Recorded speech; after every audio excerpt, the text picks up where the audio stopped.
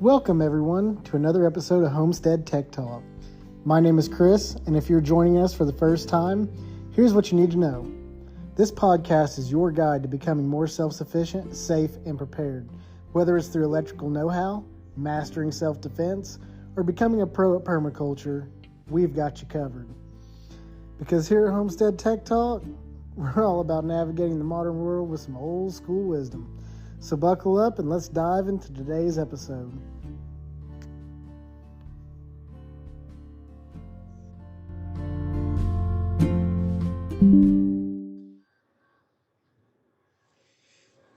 Hey there folks, welcome to Homestead Tech Talk. This is our inaugural episode. My name is Chris and we're going to be talking about preparedness while traveling. But before we start, I probably ought to tell you a little bit about myself. I've got years of experience in infrared thermography. Basically, what I do there is I take pictures of electrical equipment with an infrared camera, verify that all the connections are tight. I'm a master electrician. I went through the IBEW Local 369's apprenticeship program, and I'm also a Marine Corps veteran. And I've always been an enthusiast about survival and self-sufficiency and homesteading. You know, being more prepared, kind of keeping your life. Think of it like a capacitor, keeping your life charged. So if something does happen, you do got reserves, so you don't really miss a beat. I don't know if that makes sense, but that's how I look at things. You know, I like to keep my family comfortable. That's my biggest goal there. And because I have a job in infrared thermography, I do find myself on the road a lot. I travel across all 50 states for my job, and it gives me a unique vantage point on conditions across the nation. So grab a seat, buckle up, and let's get started. So the first thing I really want to talk about is fueling up. This is going to be a travel episode. You really want to keep your fuel tank somewhat full. So right now, I'm traveling to East China, Michigan. I'm doing a hospital job up there. And I live in Kentucky. So it's quite a ways, about 370 miles or so. I'm currently driving a 2022 Toyota RAV4 hybrid. Yeah, I know. I get it. It's a hybrid. But as much as I travel, I get paid mileage. So it's beneficial to have the increased fuel economy. Right now I'm getting about 37.1 average miles per gallon. But that puts my total effective range on this thing at about 515 miles per tank. So I can one-shot this trip with one tank. One way. Now, am I going to do that? No. I'm full right now. I'm about 60 miles into this trip. I just filled up not too long ago. And what I'm looking at doing is once my fuel gauge hits about halfway, which would be about 250 miles or so, that's going to leave me about another 250 miles of range. I want to fill up. I want to fill up to a full tank. And what that's going to let me do is, one, that's going to let me finish my way to East China where I'm heading. And two, if something happens and I have to turn around and get back home, and for whatever reason I can't get fuel, I've got enough fuel to make it all the way back home, no matter where I'm at in this trip. Now, you know, start looking for gas, about half tank, quarter of a tank, you know, you really need to fill up. You really don't want to let your tank get below a quarter tank. That's how I do this, and it works out. That way you're not stranded. You've always got gas. It's October 17th. We're heading into winter. You know, we just entered fall. We're going to be heading into winter. You want to have that full tank. You get in a wreck. You're stuck in traffic. Whatever. You've got heat. You've got a full tank of gas. You can run the car forever, and not freeze. I've packed some warm clothes with me. I do have a get home bag that I packed with me. We're going to discuss later. But no matter where you're at, make sure you got a means of getting back home. That's the main thing. The second thing I want to talk about is eating smart. I'm also a big advocate of saving money. So what I do, I don't get gas station snacks. I'm I'm doing low carb. I'm not quite keto, but I'm trying to do as low of carb as I can. My family loves carbs. It's a struggle. Um, but I like to eat, zero carb beef jerky, zero carb meat sticks, and if you buy those at the gas station, you're going to pay exponentially more than if you just went to Costco or Kroger or whatever and bought your snacks. So that's what I do. I typically go to Costco and buy my snacks. That also, I fill my fuel tank up at Costco. Fuel's a little bit cheaper. You can fill your propane tanks up at Costco. It really is worth having a Costco membership in that sense. So I do try to stay away from soy sauce and anything soy. Um, Soy is not particularly good for you. Another good option for this too is I also make my own deer jerky and beef jerky. I'm an avid hunter, so I make my own beef jerky and deer jerky. There's a ton of recipes online for it. I can post one in the show notes, a basic jerky recipe that you could use that yields pretty good results. Another thing you can do, egg bites. Um, those are pretty good. I like my dehydrator. I've got a dehydrator, a vacuum sealer. I typically a lot of times on trips like these, I'm only going to be gone a day this time, but usually when I'm gone a week or so, I vacuum seal my leftovers and freeze them. Before I head out on a trip, I'll throw those vacuum sealed meals in a cooler with some frozen bottled waters. We typically either stay in a hotel or an Airbnb, so there's almost always a microwave or a heat source for my food. So I'll just pop those open. I buy the microwavable vacuum seal bags. So I just pop in the microwave, cut it open, and I can either eat it out of the bag, eat it with whatever's available to me at the Airbnb or whatever. I also carry a mess kit in my get home bag. Um, so that's what I typically do for food. I also have dried food in my get home bag as an emergency. Um, Another thing that's extremely important is water, having a water supply and filtration. Like I said, this is a short trip. Uh, while driving, if I got stranded somewhere and God forbid you had to walk home, 356 miles would take a long, long, long time. It would take months to get back home if you had to do that. I don't ever anticipate having to do that, but I do anticipate breaking down the side of the road, being involved in a wreck. You know, fucking COVID 5.0 happens again, and you get stuck. I had that happen one time. We just got to Michigan in 2020, and they told us that the borders were locked down. So we basically had to get the hell out of Dodge before we got stuck there and drive all the way back. Having that full tank of fuel really does help in situations like that, because you never know what our government's going to come up with. You know, you need to shelter in place and lock down and yada yada yada, and then what? Well, I've got stuff for that. Um, and water supply. Now, I usually take a case of water with me every trip. I usually buy it at Costco, cheaper that way. Better than buying drinks at the gas station. I don't drink tap water unless it's filtered through a Berkey filter. I have a at-home Berkey filter. It has the fluoride filters as well, and it works great. I do have a travel Berkey or a sport Berkey water bottle that I keep with me for water filtration. Um, Two is one, one is none. I also keep a life straw. That doesn't filter out chemicals, but it does filter out bacteria, viruses, protozoa, and all that. The Berkey water bottle, it will filter out almost everything. Um, I don't think the carbon filter does filter out fluoride though. But in any case, I take a case of purified water with me. I do have a Berkey, a Sport Berkey water bottle that has built-in filtration. It'll filter out anything. I can filter out ditch water if I had to with it, and it makes perfectly clear, drinkable water.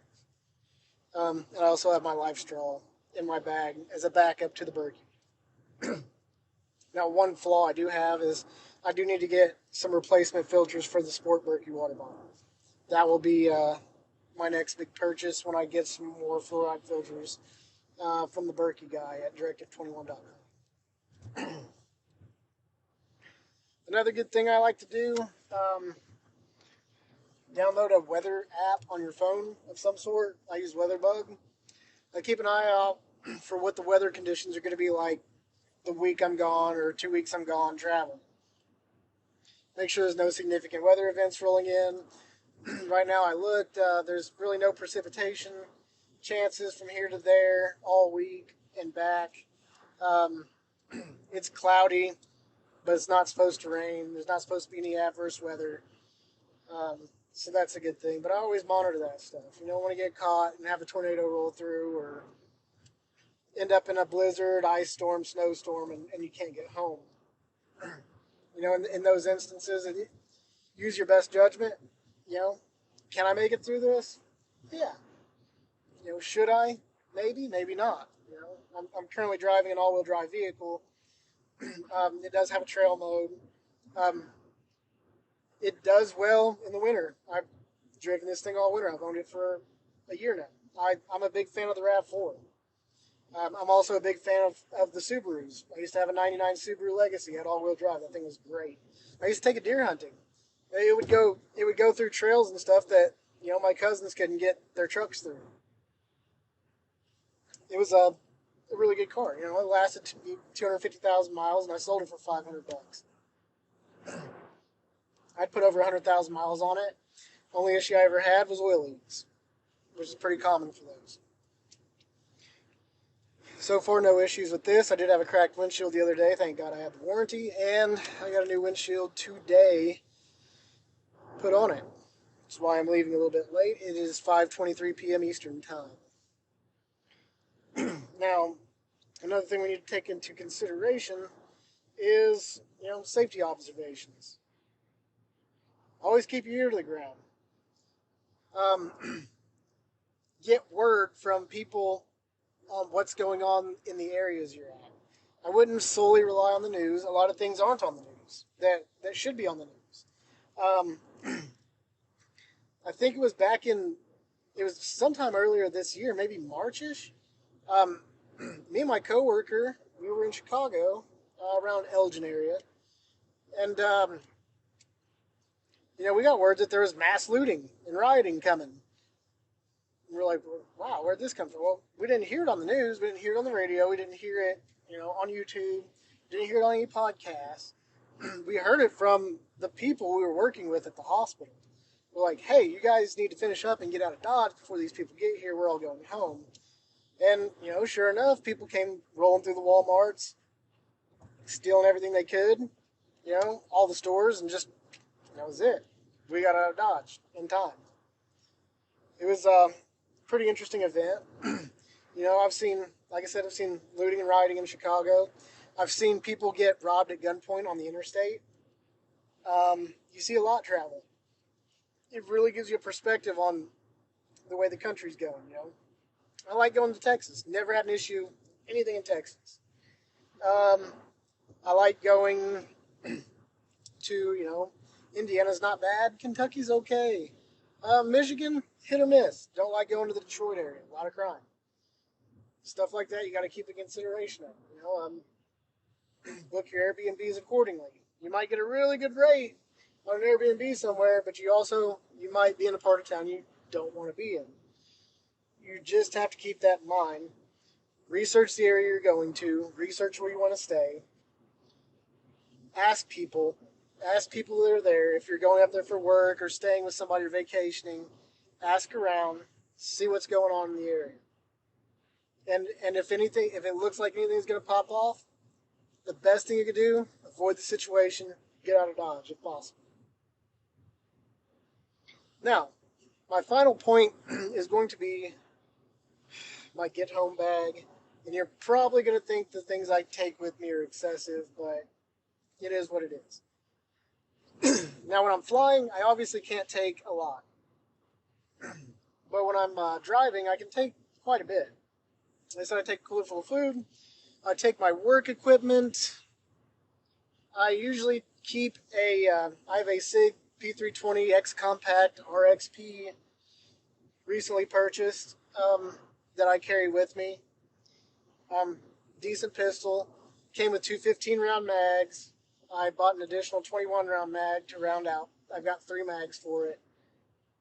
I carry Hornady Critical Defense in 1 mag, Hornady Frontier XTPs, and all the other mags, all in 115 grain. It's a 9mm. And I carry about 100 rounds of 9mm ball in my get home bag.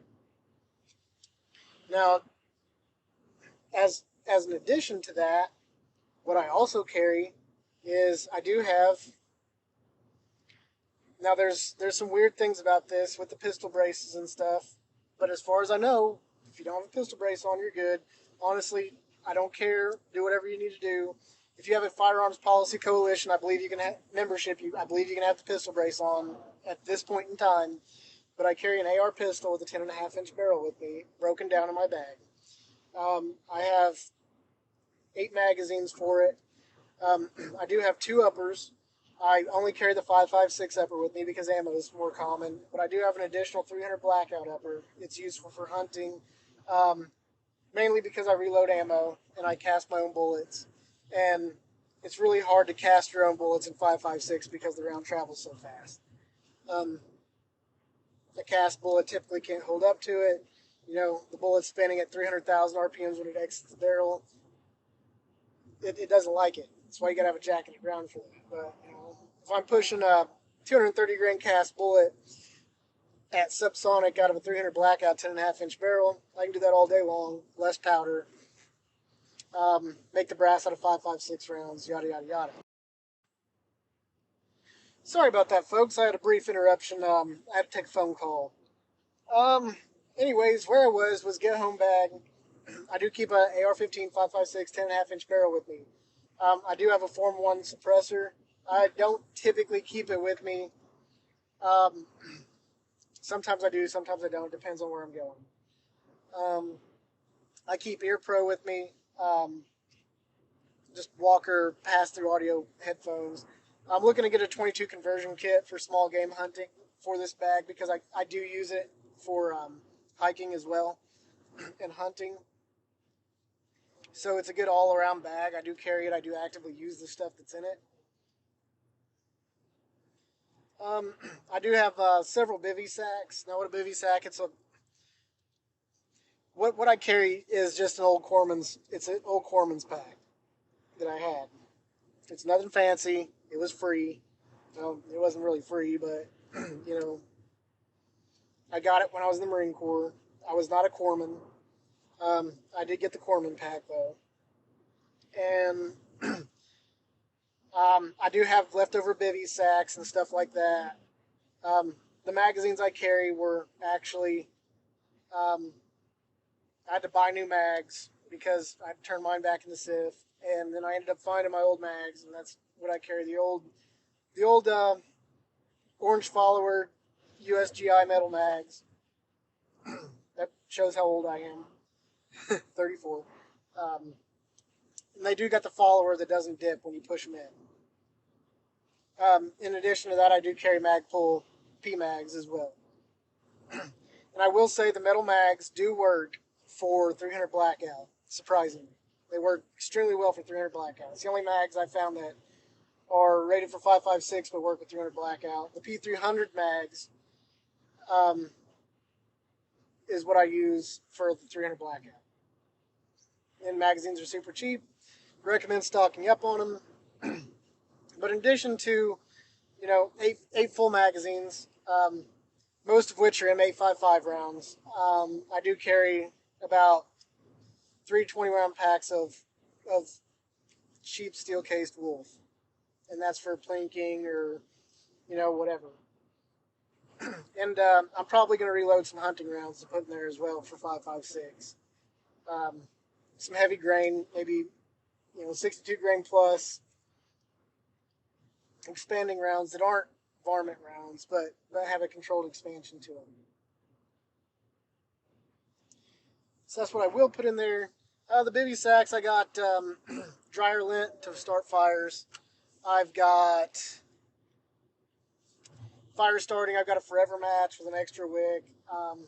I've got a large thing of Zippo lighter fluid. I carry a Zippo in the pack. I've got a knife sharpening stone. I carry a K-bar fighting knife with me just because it's what I had. And it works pretty good multi-purpose. I've used it to gut and skin deer quite a bit. There's nothing wrong with that. It works just fine. Is it built for that? No, but it works. So I use it. And I've already had it. It wasn't free, but it's something I've already had. Now I do have some collectible buck knives and stuff like that. I could throw in there as well. Not worth it. Just carry that thing. It's good enough. It holds a decent edge. And what else do I got in there? I got rain gear. The bivy sacks are waterproof. I think I already mentioned that. I keep toilet paper, wet wipes. When I stay in hotels, I typically keep the soap, like little bars of soap and little shampoos, conditioners, and lotions. I'll throw some of those in there occasionally. I keep a mess kit. It's got a stainless steel pot, a cup, forks, spoons, all that good stuff. I keep vacuum sealed rice, vacuum sealed beans in individual portions, vacuum sealed instant potatoes, vacuum sealed pasta. A lot of carbs, I know. But, I don't really care because it's easily stored food. And if I'm cracking into that, something significant has happened. Seasonings are a big thing. I keep, what is that? Keep tomato bouillon, beef bouillon, chicken bouillon with me. And they're the, and sazon. I keep sazon with me because it's delicious. A little bit of chili powder, a little bit of garlic powder, stuff like that. Keep the flavors up. I'll show you the stuff I carry in a video when I break down the bug out bag. And I actually do a video on that. I will have a YouTube channel. I'm going to put everything on YouTube, Rumble, Odyssey, because I'm a big fan of the blockchain. I'm sure we'll do a video on finance in the future. Talk about Bitcoin, gold, silver, stuff like that a little bit.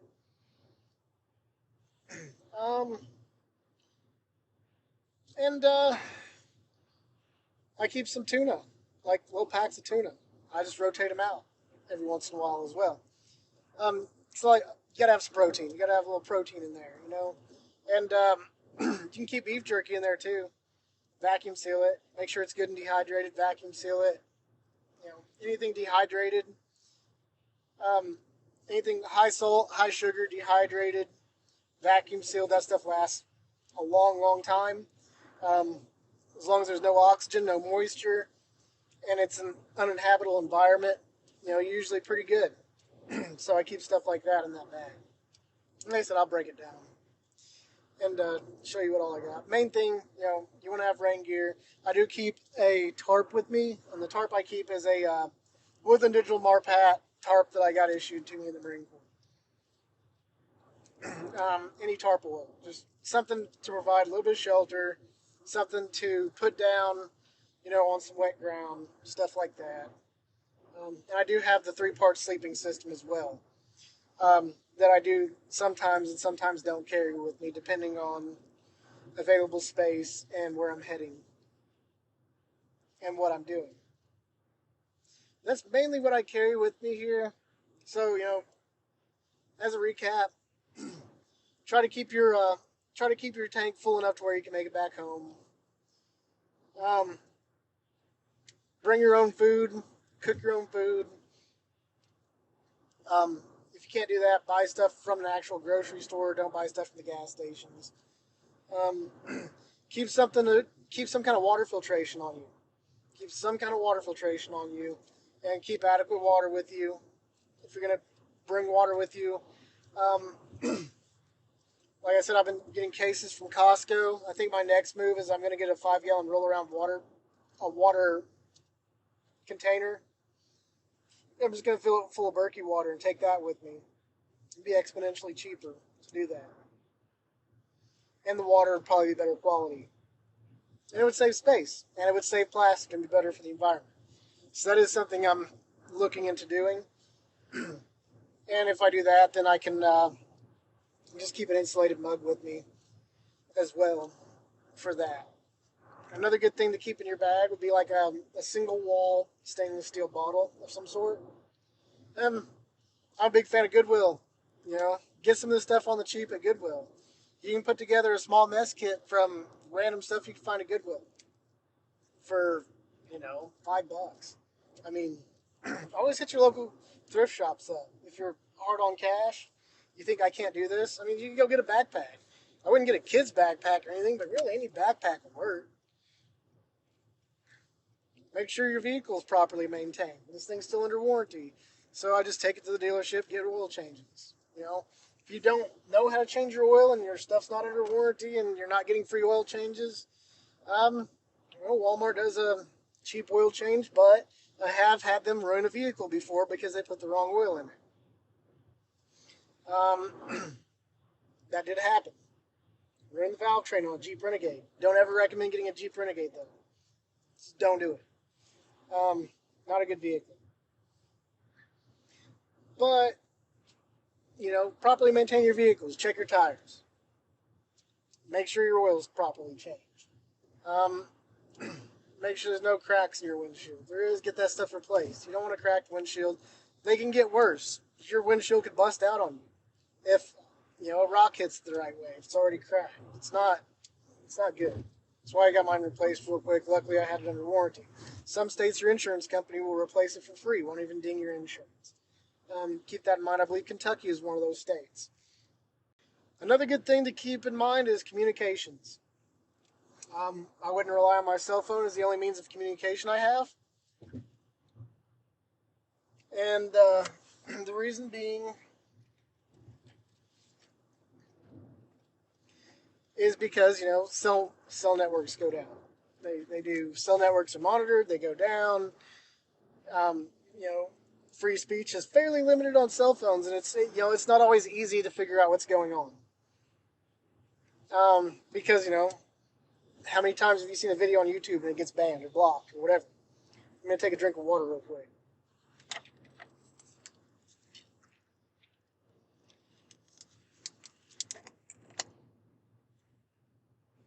So, a solution to that for me is I keep a Baofeng radio with me.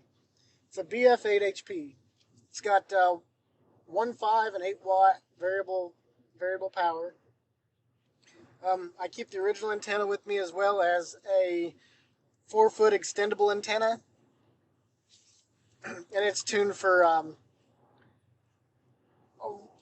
around 450 megahertz UHF, I believe.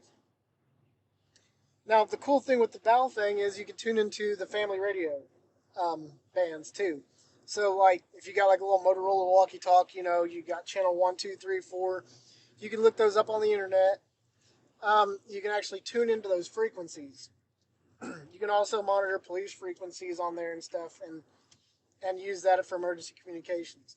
Now, if you are communicating, you're allowed to listen all you want. You're not technically supposed to transmit unless you have a ham license. Unless it is an absolute emergency, you can use it for emergency communications. Don't quote me on that. I'm not a legal expert. You might want to look that up for yourself. But if something's happening, I'm going to communicate on it for emergencies, for sure.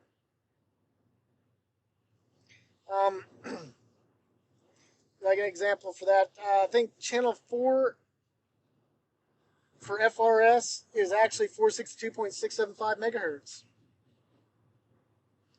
on the UHF band, and you can program these channels on that radio and monitor whatever you want.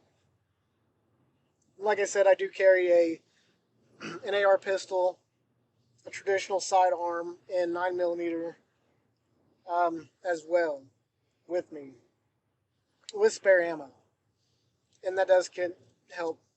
I conceal carry. I use a crossbreed holster. I haven't had any issues out of it. It works pretty good and it's decently comfortable. It's got a leather backing, so it doesn't really dig into you too much.